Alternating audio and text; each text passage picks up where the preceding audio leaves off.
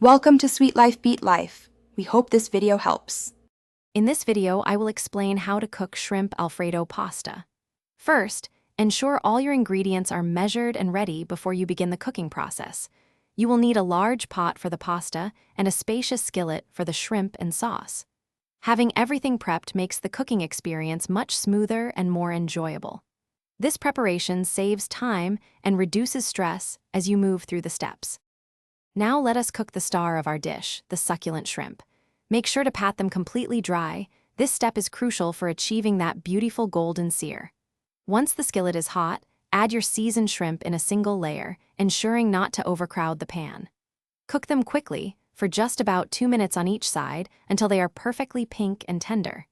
Remove them promptly to avoid overcooking, which can make them tough.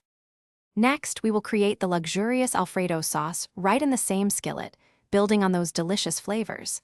Melt your butter over medium-low heat, then gently sauté the minced garlic until it becomes fragrant and soft.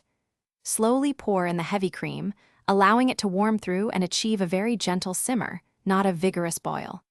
Finally, whisk in the grated Parmesan cheese until your sauce is wonderfully smooth, thick, and perfectly ready. With your pasta cooked to al dente perfection and your rich Alfredo sauce ready, it is time to bring everything together.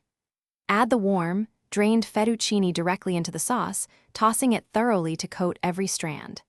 Now, gently fold in your perfectly cooked shrimp. If the sauce seems too thick, a small amount of the reserved pasta water will help loosen it beautifully. Serve your delightful shrimp Alfredo immediately, garnished with fresh parsley. Thanks for watching. Consider subscribing if we helped you.